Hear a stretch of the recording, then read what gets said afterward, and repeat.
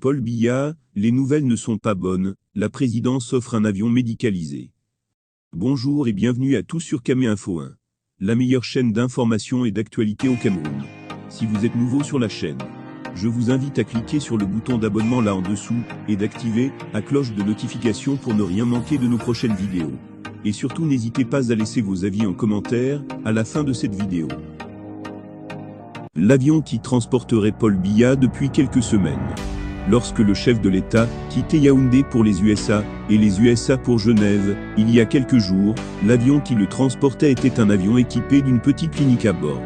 Il s'agit d'un détail caché, selon le lanceur d'alerte Boris Bertholdt, qui aurait pu permettre aux analystes de comprendre que l'épisode de perte de mémoire du chef de l'État à Washington n'était pas un fait anodin ou une stratégie, comme ont essayé de faire croire plusieurs analystes sur les réseaux sociaux.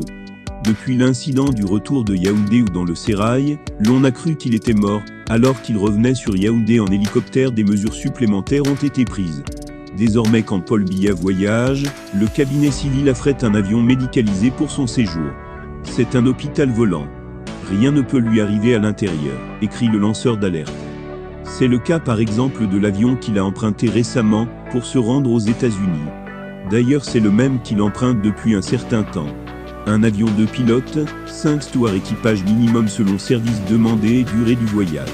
Entièrement équipé médicalement.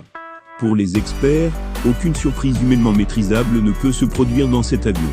Un personnel médical entièrement dévoué est à sa disposition, a-t-il poursuivi dans une publication ce mercredi 21 décembre.